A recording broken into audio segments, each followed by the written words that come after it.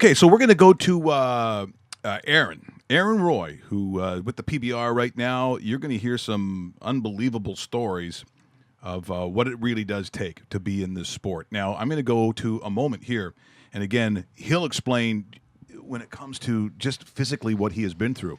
But two of our very good friends. So you've got Doug Dirks, who I've known for years, longtime friend, and Cody Snyder, a world champion bull rider. They're doing it for CBC at this point. What is it, Bold? Is that what they call that channel? Yeah. Maybe with the B in it? Yes, CBC Bold. Yeah, so that's what, because they cover the Stampede. So this goes back a bunch of years, and he's on Pop Evil. And again, why the significance of the names of the bulls, you're going to find out, because there are certain bulls, if you draw them, may not be crazy about hearing that name. $100 in earnings, and stands to make another big paycheck today.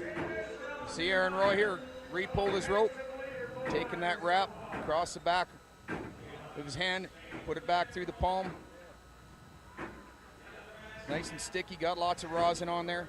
Cram that hand down in there, and he's ready to go now. He wants to have his motor running because this bull is going to get it on. He's going to be jumping high, dropping in the front end, be getting a hold with those spurs. Stick that chest out, lift on that bull rope. Aaron Roy, Yellowgrass, Saskatchewan on Pop Evil, just about set to go. Way down on his front end here. And this bull here, if he gets you rocking, he'll jerk you into your hand and get you down. No room for error on Pop Evil. Here he goes. Oh, and look at him jump in the air, and he's got him in some trouble, and then he gets back down in there, and he's going to get him roped. Rounding the right into his hand, and that is an awesome rag by Aaron Roy. And that is going to be a leaderboard change right there, I think. And you were right, the crowd goes ballistic. They love that effort by Aaron Roy of Saskatchewan, and he likes it too, with a big fist pump on the dismount. Well, he dug it down right here. This bull had him out of there on the side, just uses that free arm for balance and just rips that move in there over his head, gets back in the middle. And that is an 89-point ride for Aaron Roy of Yellowgrass, Saskatchewan on Pop Evil, and that vaults him into the lead on day 3. Excellent effort by Excellent effort by Aaron Roy, and in fact, even coming here in Toronto all the way from Yellowgrass, Saskatchewan. Aaron, thanks so much for coming on RawMikeRichards.com. Yeah, thanks for having me. Now, does that mean that is that just south of like Estevan? Like whereabouts are you? West of Estevan. You're west of Estevan. Just by Weyburn. About 45. By Weyburn, yeah, okay. 45 minutes southeast of Regina. So it means at some point, did you play hockey? You must have played No, hockey. never You did. Never growing up. did. Really? Never No. did. No, I play a little bit now. Well, not now, but in the past couple of years, I played a little bit of kind of like rec hockey. Yep. Yep. Now the Riders they didn't win last night. Does that also bother? That doesn't bother you either. It doesn't bother me That at doesn't all. bother me at all. It's unbelievable. Okay, he's So- having a good day. So the one-track mind is what it is. Well, you kind of have to have it. If you follow the PBR, you know that unlike any other sport, there is no mailing it in. It is impossible to sit on top of that mammoth animal. And people say, well, yeah, but for 8 seconds. You do it. You try it. And for Aaron, I mean, for people who don't know and watching it and actually seeing a bull rider interviewed for the first time, and there'll be a lot of that here today, just explain some of the dramatic and traumatic physical damage that has been done to you over the last, 10 years, I would want to say? Yeah, not even 10 years. Not even 10. I've been pretty lucky to be kind of injury-free my whole career, and then 2013, got in a bad one at the Calgary Stampede. Ended up, I broke my jaw and dislocated my back. So that one was a tough one. It took me 18 months to come back from that one, and then just last November, I ended up getting in another wreck, and a bull fell on me, and I broke my femur. Oh. Because on the one, because people realize, the one that just came out of the gate, what bull was that when you just kind of get out of the gate? Was that the Stampede? Yeah, that was when I broke my back, yeah. And the hoof comes down, like right in the middle of your body. Yeah, it would have been okay. I would have pretty much only got out of it with a broken jaw, but his foot kind of caught my jeans when he came down, and it folded me in half, just like you're closing a suitcase, and your body doesn't bend that far. So people who are watching this understand. So in the 8 seconds, it is a point system, and you get points accumulated by doing certain things. So if the bull comes out and isn't that, well, I'll say rambunctious, it can be a no ride, correct? It's like if bull comes out and it doesn't perform very well, everything's marked 50 points for the bull, 50 points for the Cowboy. So if the bull doesn't perform very well, you're going to get a re-ride. You're going to get the chance to ride another bull. Some guys will take it, some guys won't. But me personally, when I do that, I always take the re-ride. I want to get the best possible ride.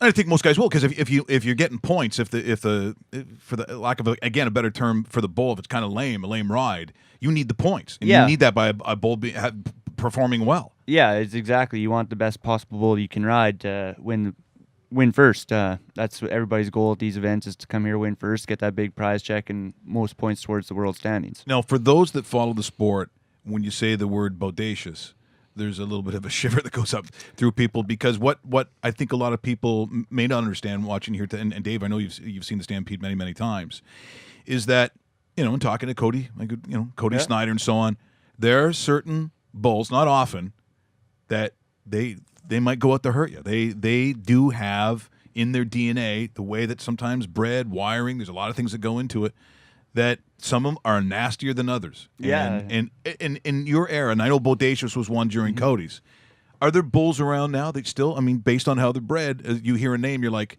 okay. Yeah, there's definitely bulls like that around. Not bred, like they don't necessarily want to hurt you. No. But nowadays, it's 90% of the bulls you get on in the States, it's, okay, this is a tough one, because they're breeding so advanced now that every bull you can get on, you can be over 90 points on. There's one recently, he just retired. He's a 3-time world champion bushwhacker. He got rode maybe twice in his whole career. Twice? Yeah. Wow. Yeah, it was once when he was really little, and then JB Mooney rode him a while back for about 95 points. So, yeah, he's there's some calves out of him, some sons out of him going right now that kind of resemble him. And when you draw them, you're kind of like, okay, it's just a bushwhacker calf. It's gonna be a tough ride. So I hope I can do it. The scouting report behind it is tremendous too. We should tell everybody, but the PBR Canada Monster Energy Tour happens tomorrow at the Ricoh Coliseum.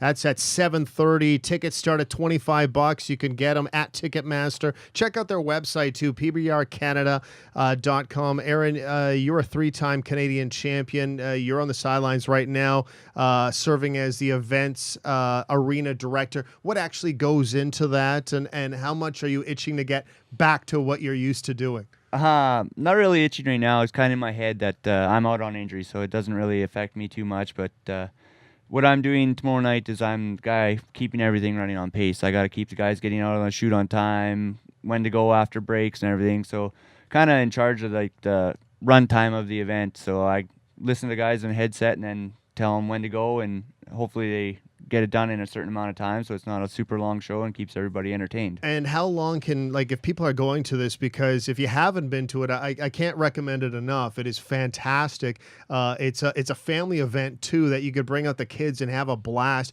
What can they expect when they get there at 7:30 for time wise and action pack that actually goes into this sort of thing? Yeah, it's 7:30 is start time, so yeah, you're gonna get ready to start, probably pyrotechnics, videos, rock music. Yeah, it's a bit of a rock show. Yeah, it is. For people doing it, it moves fast. And there's when Cody did that stuff at the Saddle Dome a couple times, they had the motorcycle stunt guys doing like flips, and it was fantastic. Yeah, we try to incorporate stuff into the break, so it feels like you're not even at a break. We got a funny man coming, clown to call him, and he fills in those dull areas where there's kind of nothing going on. It keeps the crowd entertained, and it should be 2.5 hours at the max, and you'll watch probably 40-45 bulls buck and crown champion at the end.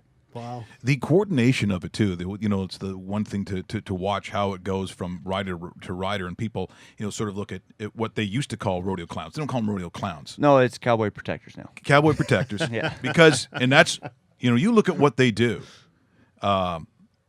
I think there are times if they weren't around, because sometimes you're disoriented when you come off that bull. You don't know where they are. No. If you don't have that help, and again, as you said, they don't breed them to have a mean streak, but they are wild animals. Yeah. They are wild animals. Yeah, they're animals. They're going to go where they want to go. We can't tell them, no, you can't step on this guy right now. You got to go out here. They're going to do that stuff. They're going to chase you if you're in their way. So when you're living out there in the prairies, and again, the reason I bring up hockey is because it's a province that produces a lot of hockey players. They produce, football players.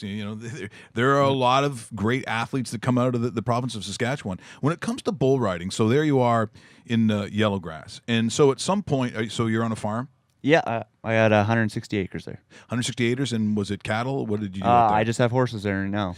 Just horses. So as you're growing up, and you're again looking at all the opportunities you have as a kid. When does it get in you that you think that you might want to do this? Because is this a rodeo family you're from? Yeah, when I was younger, actually, it was I had two older brothers that did it, so it was kind of just following in their footsteps and kind of a sibling rivalry when we started. So now it's it's got into my blood, and that's what I've wanted to do ever since. Got on my first steer when I was 11, I think. Got that first ride and kind of got hooked. 11. Yeah, kind of got hooked from there, and then once you get into like the PBR and you ride that first one in the PBR and win that big first paycheck, it's like, this is pretty easy. Work 16 seconds a weekend and win $5,000. So why would I go to a 9-to-5 job? Amen, brother. and so, but now to get peers for those who have driven out that way, I mean, you can go a long way in Saskatchewan. Yeah, see a lot of people. You can see a long ways too, some places. Yeah, so that's right. yeah, it's pretty wide open country, and like where I live. The town I'm in right now, maybe 300 people. Yeah. So it's a small community. You know everybody in there. So when you go somewhere or come back from somewhere, you may not know them, but they're asking you how you did or what you did. So it's really great that way. So there's a lot of travel then, because you got to, you're hitting on that road to go to some of these shows. That's a lot of travel in a year. So when you're young, so when do you realize, so are you a teenager, you're 15, 16, and all of a sudden the path is evident for you? Yeah, when I was younger, riding steers, I rode steers from 11 till 16. I think I got on my first actual bull at the age 15. Kind of didn't really tell my parents about it. I just entered a rodeo, and we showed up at the rodeo, and I told my dad, yeah, I'm entered in the bull riding too. And he kind of looked at me, and I ended up placing at that rodeo, so it was kind of okay then. I won a little bit of money, didn't get hurt, so it was okay then. And Would they have said no? Would they have said no at that time? They might have, just because of my age, and I just started riding one-handed.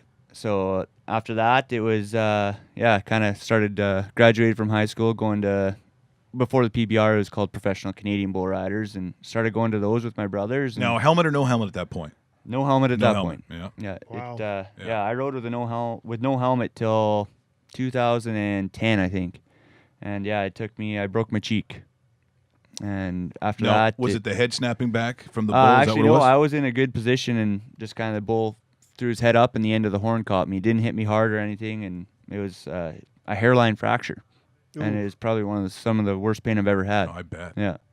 How do you practice for an event like this? Like when you're growing up and so forth, and outside of being on the animal itself, is there a way you train for this or get ready for an event? Or every sport has a way of training for it. How would you do it?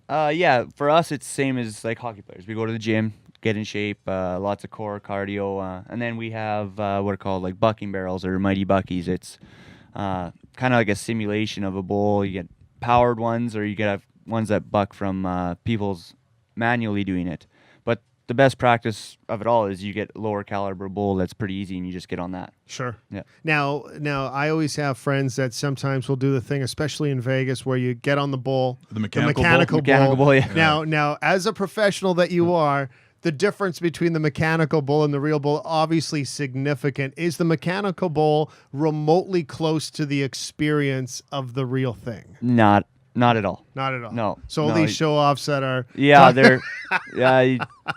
they may look good on there. They'll impress a lot of people, but you put a real animal underneath them, and it's a totally different thing. I've seen some really nasty stuff. We were up in Stettler. Mm-hmm. So there's one of these bars, and they had the mechanical bull, and guys like me and you get on it, and we obviously don't know what we're doing, and we're like, hey, ladies, ooh, look.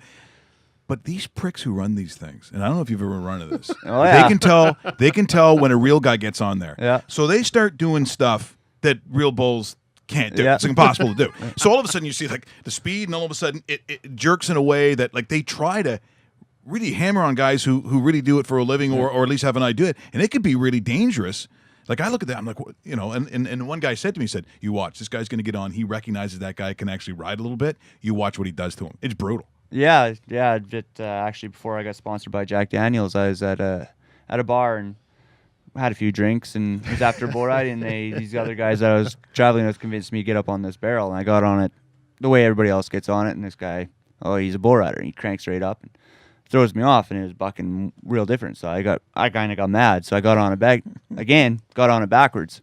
I told him to turn it up as high as you could do it. And I rode it probably 2 minutes that way. And it was the way bulls are supposed to buck, and sat there and rode it the whole time. Yeah. Oh, yeah, see, because they get pissy. Yeah. They're probably failed guys who couldn't do bull riding. Now they go to a place called Lucy's or whatever. Yeah. Oh, speaking of bars, now you're a married man now, Yeah. right? Was it? I saw. Is it Hallie? Hallie, yeah. Hallie, okay. Beautiful girl. But this is what I expect, though. I got to be honest. You're a bull rider. I want to see something good. Like Cody, when Cody shows up, I'm going, okay, this makes sense. Yeah. Because if you, during Stampede, it's like, well, who do you want to be around? Well, I'm back in the barns all the time. Yeah. So I'm going to be around the Sutherlands. Mm-hmm. There's a great moment. They tried to do a show called Half Mile of Hell. I don't know if you ever saw it. Yeah, I've seen a lot. That was a great show, Yeah. and they only did a couple of seasons because of cost. But the voiceover, and they follow it. And I said the one thing about when you follow the Chucks, it's sort of like NASCAR a little bit. Yeah. They have X amount of drivers. They go out there, they try to get the points, they drive around, and you kind of follow your favorite guy. Now, Kelly's the king, so it's huge. But I also know Mark real well. They're shooting Half Mile of Hell back in the barns, and I didn't realize that the cameras were rolling because I said, I'm talking to Kelly, and I'm explaining to him. I said, when I'm down south, I like the girls. I tell the girls my name is Bo. He goes, what are you talking about? Well, I like it if you call me Bo Richards. He's like, Big Kelly. Yeah. What are you talking about? What? He's getting all fiery. And I said, just if girls are around, just call me Bo. At the same time, I didn't see it. Mark had a saddle. He was walking by the camera. He goes, I'm not fucking calling him Bo Richards. It was the best because I'm telling you, just sort of the atmosphere. And that's the other thing, too, is camaraderie. Yeah. Is guys that you can relate to. Now, it's competitive. And I just mentioned Kelly Sutherland. There are times where you go back in those barns and some of these other guys, it's tense. If someone thinks they were fouled, or Kelly always does, and you go back there, it can be real tense. Is it the same way with the bull riders? Because you're not actually going head to head like the Chucks are. No, we're definitely totally opposite of the Chuck Wagons. We're not competing against those other guys. Yeah, we're entered against them, but we're competing against that bull and judged separately from the other guy. So you'll see, like, I've been to events where I've traveling with people, and I'll get off my bull and I'll run back to the chutes because my buddy's next row, and I'll help him get on and be cheering him on because we're going up and down the road together. If you're rooming with those guys and they're mad because you're beating them all the time, or they're not having a very good trip, you got to try and help them out, get them riding better, because you're going against the bull, not them. You're getting judged by judges. Yeah. So tomorrow, 7:30, Ricoh Coliseum. Tickets at Ticketmaster once again. As far as riders are concerned, Canadian riders, States, New Zealand, Brazil, also have some from Australia. What's the difference between the different riders for the different countries? Because you guys are coming from around the globe. Can you actually tell the difference between an Australia rider and a guy from Canada like yourself, or a Brazilian guy? Lots of Brazilian riders. Rodeo and bull riding is huge in Brazil. I've been over there once, and it was the biggest event I've ever been to. The Brazilian guys stay on a lot. That's what I noticed. It's hard to buck them off. Other than that, you can't really tell the difference between any of us, really. We all look similar when we're riding. Sure. Just the Brazilian guys like to ride with a different style of rope, but that's about the only difference we have. Looks the same when they're riding, everything. And not unlike NASCAR and some sports, where and any actually auto sort of racing, sponsorship is key. Like if you can't get a ride, it's real tough to make a living. Yeah. So how long you been with Jack Daniels then? I've been with Jack Daniels since the very end of 2009. Yeah, so that's a long time. That's a pretty good relationship. Yeah, they're outstanding people. Couldn't be happier with them, and they're kind of like family now. So something's going on, we're always communicating back and forth. Have you ever been in Lynchburg? Yes, I have. Actually, just received a barrel of whiskey too. With your engraved name, that deal? Well, yeah, I won it at the World Finals last year, and Wow. I come just the other day and took my 3-year-old boy to pick it up with me, and he was kind of asking me why I'm taking it all. Son, if you did what I did for a living, you would need this entire barrel. Trust me on this one. Aaron, what are some of the names the fans should be looking out for tomorrow when they go to this event at Ricoh Coliseum? Maybe some of the front runners, guys that take special note of. Yeah, for sure. We actually got the top-rated Canadian coming tomorrow, Dakota Butter. He's from Kindersley, Saskatchewan, and from Kindersley. Yeah. And then we got Tanner Byrne. He's I think this is his third event back from injury. He's been the front runner in Canada for the last couple of years. He's in Ponoka tonight. Actually, he'll be coming out here, and well, the Ponoka it's probably the Ponoka Stampede, is it? Yeah, they have a PBR event tonight. It's a kickoff to their Stampede. So. Indoors? No, they have. I was going to say it must be out there because they got a nice little. The stadium's pretty cool. Yeah, it's really neat to ride there, and that event's going on right now, and we'll have actually the majority of the riders from that coming over here tonight after the event or early tomorrow morning to ride tomorrow. So then we got like Mac Triplett, he's top 10 in the world. Reese Cates is coming. Tyler Haar, just to name a few, like Zane Lambert, top guy in Canada, coming. Is this your first time riding in Toronto? In Toronto area, I'm actually not riding, but or like being part of the event. In Toronto, yeah. Yeah, I've been to Kingston, London, because I'm trying to remember the last time you guys were here, and I don't recall I don't anything. remember. I don't think there's been a PBR in Toronto. Yeah. Lots of the guys like Zane Lambert's rode in the Western Festival or in London.